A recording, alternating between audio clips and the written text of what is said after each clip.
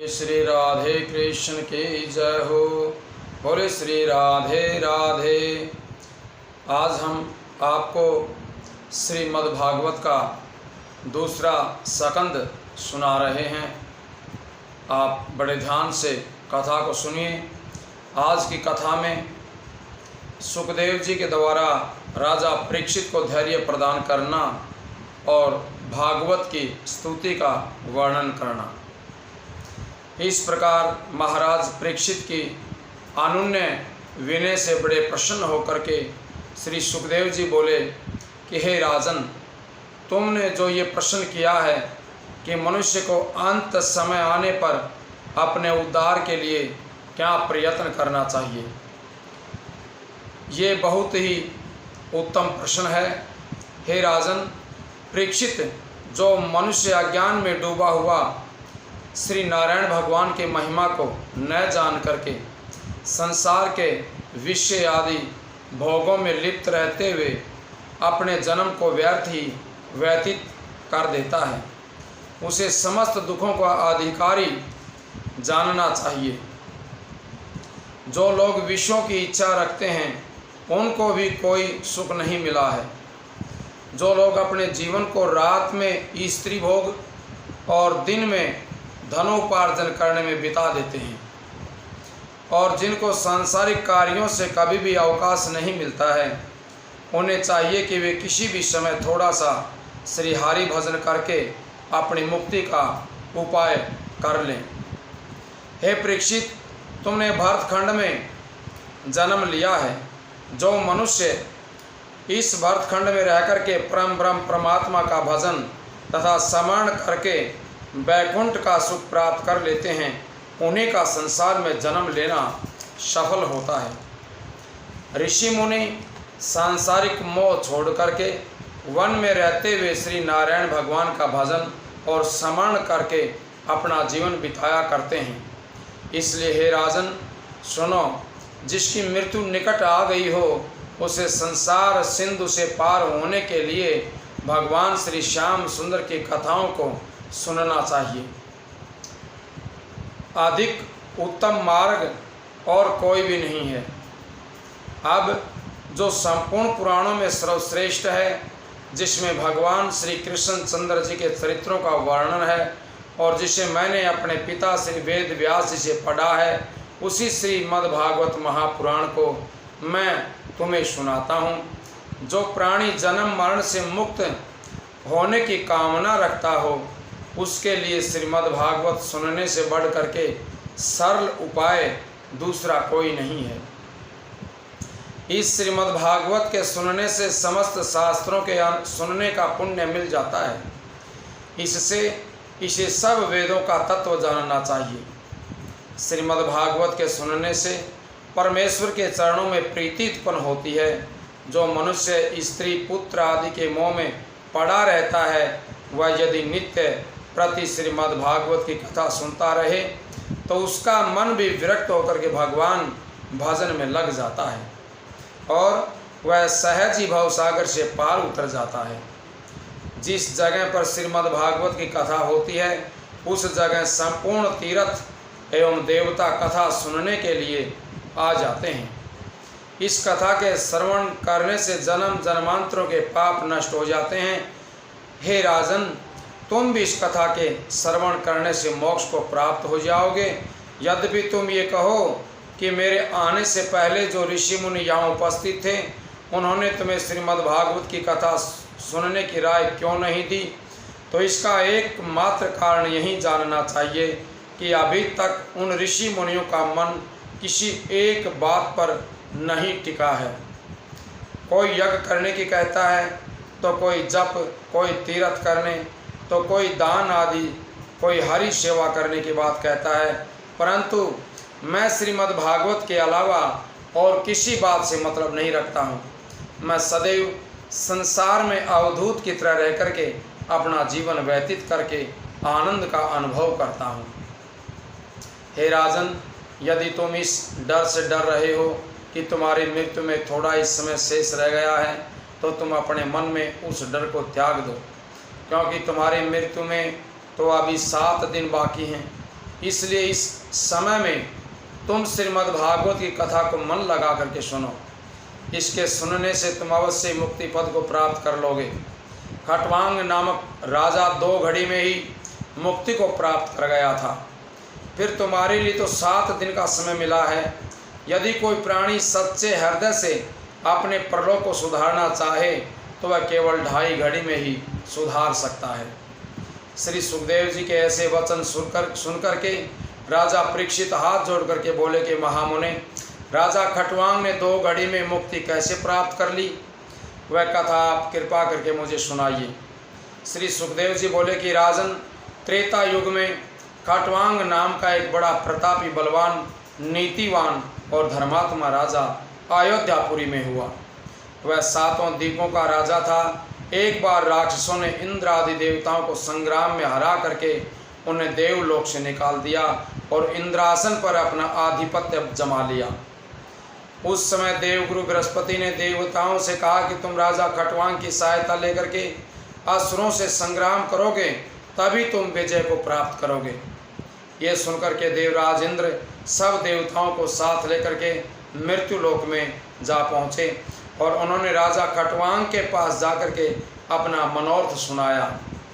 राजा ने उनको दंडवत करते हुए कहा कि हे देवराज, मेरे बड़े अहोभाग्य हैं, क्योंकि मेरा ये शरीर एक न एक दिन अवश्य नाश होगा। इससे यदि आप लोगों के किसी काम आ जाए तो इससे अधिक अच्छी बात और क्या हो सकती है।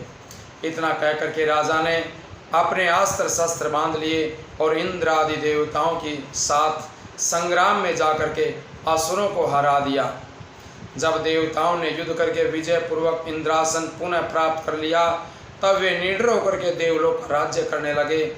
जब राजा ने जब राजा ने उनसे विदा मांगी, उस समय देवराज इंद्र ने प्रसन्न होते हुए कहा कि हे राजन, हम तुमसे बड़े प्रसन्न हैं। आज जो भी आपकी इच्छा है वो मांग लीजिए। देवराज की ये बात सुनकर के राजा खटवांग ने हृदय में सोचा कि मैंने देवताओं की सहायता करके हारा हुआ राज्य पुनः इन्हें वापस दिला दिया, फिर मैं ऐसी परिस्थिति में इनसे क्या मांगूं। तब राजा के मन की बात जान करके देवराज ने कहा कि हे राजन, देवताओं का भूत और भविष्य काल की सब बातें मालूम जान लेते हैं। भविष्य, वर्तमान, भूत इसे अच्छी तरह से जानते हैं। हम लोग असुरों के उपद्रव से भयभीत थे, इसलिए हमने आपसे सहायता मांगी थी। आप भी इस उपकार के बदले हमसे कुछ मांग लीजिए।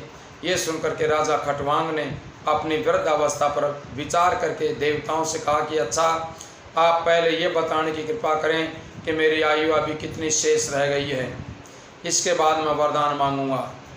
तब देवराज इंद्र ने विचार करके उत्तर दिया कि हे राजन, आपकी आयु अब केवल 4 घड़ी शेष रह गई है।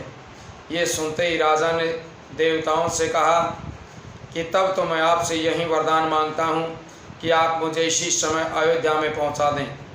मेरी मृत्यु का समय निकट आ पहुँचा है, इसलिए मैं वहाँ जाकर के ऐसा कार्य करूँगा जिससे पुनर्जन्म से छूट करके भव सागर से पार हो सकूँगा। राजा की बात सुनते ही इंद्र ने बड़ा तीव्र गति वाला एक विमान दे दिया, जिस पर बैठ करके राजा 2 ही घड़ी में अपने स्थान पर जा पहुंचा। सुखदेव जी बोले कि हे राजन, उस राजा खटवांग ने मरने के लिए देवलोक से भी अधिक उत्तम इस भरतखंड को समझा और अयोध्यापुरी में चला आया। इसलिए तुम ये सत्य मानो कि भरतखंड संसार में सब स्थानों से अधिक श्रेष्ठ है। अयोध्या में जा करके राजा ने 2 घड़ी में ही अपना सब धन ब्राह्मणों को दे करके अपने बेटे को राजगद्दी सौंप दी। उसके बाद वह संन्यास धारण करके सरयू नदी के किनारे जा करके श्री भगवान के चरणार बिंदों के ध्यान में मगन हो गया तथा योगाभ्यास द्वारा शरीर को छोड़ करके वैकुंठ धाम को चला गया। हे राजन, इस प्रकार उसकी मुक्ति हो गई। तुम्हारे लिए 7 दिन तो बहुत अधिक हैं। तुम अपने मन को संसारी मोह माया से हटा करके इंद्रियों को वशीभूत करके श्री परम ब्रह्म प्रभु के विराट स्वरूप का ध्यान करो। ये संपूर्ण लोग उसी में सन्निहित हैं। ऊपर के 7 लोग उस परम पुरुष के कटी प्रदेश और नीचे के सातों लोक नीचे का भाग समझो। जगत में जो वस्तुएं तुम्हें दिखाई देती हैं उनमें कोई भी वस्तु उस स्वरूप से परे नहीं है। जिस महत तेज के प्रकाश से ये सूर्य तथा चंद्रमा प्रकाशित हैं, तुम उसी का ध्यान करो। सृष्टि के समस्त जीवों में उसी का चमत्कार जान करके उसके अतिरिक्त संसार के अन्य समस्त व्यवहार को मिथ्या जानो। जो व्यक्ति उसे सब स्थानों पर एक स्वरूप देखता है, उसे किसी शत्रु का डर नहीं रहता है। सब जीवों में केवल उसी का प्रकाश दिखाई पड़ता है। तुम श्री कृष्ण चंद्र जी का ध्यान हृदय से धर करके श्रीमद् भागवत की कथा को मन लगा करके सुनो, उससे तुम्हारी मुक्ति हो जाएगी। इन सब बातों को कहने से श्री सुखदेव जी का मतलब ये था कि राजा परीक्षित के हृदय में तक्षक सांप का भय न रहे और राजा को अपने हृदय में ये निश्चय हो जाए कि संसार में नारायण जी के अतिरिक्त अन्य कोई वस्तु तेजवान नहीं है। जब ये ज्ञान हो जाएगा उस समय राजा को डर नहीं रहेगा और इस तरह का ज्ञान होने पर वह मुक्ति को प्राप्त हो जाएगा। श्री सुखदेव जी के श्री मुख से ऐसे वचन सुनकर के राजा परीक्षित ने खुश होकर के पूछा कि महाराज, मैं किस प्रकार बैठ करके परम प्रभु के कौन से स्वरूप का ध्यान करूं? श्री सुखदेव जी बोले कि राजन, तुम कमलासन से बैठ करके अपने हृदय में नारायण जी के सूक्ष्म रूप का ध्यान करो। यदि तुम अपने हृदय में उस स्वरूप का ध्यान न धर सको तो उस स्थिति में समस्त सृष्टि को परमेश्वर का विराट रूप मान करके उसी का ध्यान लगाओ। उस परमेश्वर का विराट रूप इस प्रकार है। पाताल लोक उसके पांव हैं, रसातल लोक घुटने हैं, भूतल लोक जंघा, बीतल और अमल लोक नितंब, पृथ्वी कटी प्रदेश, आकाश नाभि, ज्योतिष चक्र जहाँ सूर्य तथा चंद्रमा का निवास रहता है, छाती, महरलोक कंठ, जनलोक मुख, प्रलोक तथा सत्यलोक उस आदि पुरुष भगवान का सिर है, इत्यादि देवता उनकी भुजाएं, दसों दिशाएं कान हैं, अश्विनी कुमार नाक हैं, संपूर्ण इंद्रियां नाक के छिद्र अग्नि मुख हैं, आकाश नेत्रों के गड्ढे हैं, सूर्य जिनकी आँख हैं, दिन रात जिनके पलक भंजन हैं, जिनका जल ही पाँव है, संपूर्ण जगत का रसास्वादन जीवा, यमराज दांत, लज्जा ऊपर का होंठ, लालच नीचे का होंठ, धर्म जिनकी छाती है, अधर्म जिनकी पीठ है, संपूर्ण वृक्ष शरीर की रोमावली हैं, बादल सिर के बाल हैं, नदियाँ शरीर की नसें, पर्वत शरीर की हड्डियाँ, समुद्र पैर, पवन श्वास, चंद्रमा मन, वर्षा का जल वीर्य और प्रातः तथा संध्या काल उस परमेश्वर के वस्त्र हैं। प्रभु के उस विराट स्वरूप से बुद्धि द्वारा मनुष्य, घोड़ा, गधा, खच्चर तथा ऊँट, नाभि से हिरण आदि पशु, जंघा से पक्षी आदि, जीवा से गंधर्व, विद्याधर चारण तथा अप्सराएं, स्वर से भेड़िया आदि तथा पाँव से एड़ी से यज्ञ आदि कर्म उत्पन्न हुए हैं। प्रभु का इस प्रकार का जो विराट रूप है, पहले तुम उसी का ध्यान करो। बोले श्री कृष्ण भगवान की जय हो।